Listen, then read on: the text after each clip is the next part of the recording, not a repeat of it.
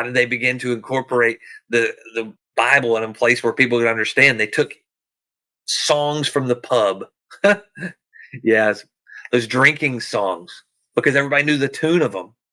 And when they begin to interpret the Bible in English, they would take those words of scriptures and they would put them to those same tunes. So hymns, a lot of hymns initially were teaching tools of how to teach scripture to people. Weird, right? Yeah. So praying is not much different. Praying is just talking. It's just talking with God, communicating, conversating, understanding that there's a God up there who's listening, although he may not communicate back the way you do. He may not give you the answer you want, but he's listening.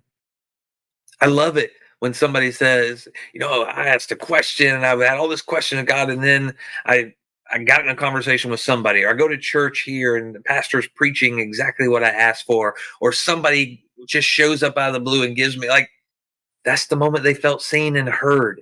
It wasn't God opening the clouds and speaking, Anthony, I know you asked me this. Here is your answer. But you're looking, you're listening, understanding there's God. But the missing piece, I know, back to this, I have a tendency to chase some things. All good.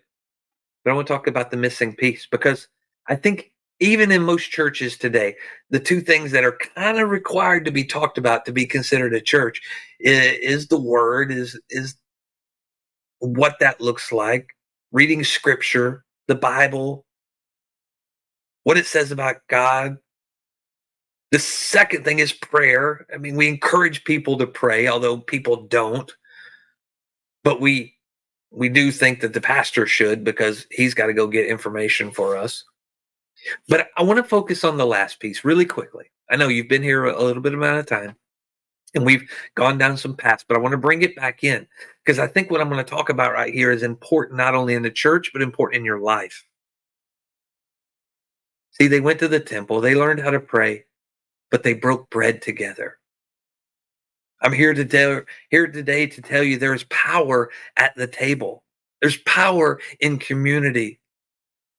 There's power in increasing our perspective. There's power with setting somebody who doesn't look like you, act like you, sound like you.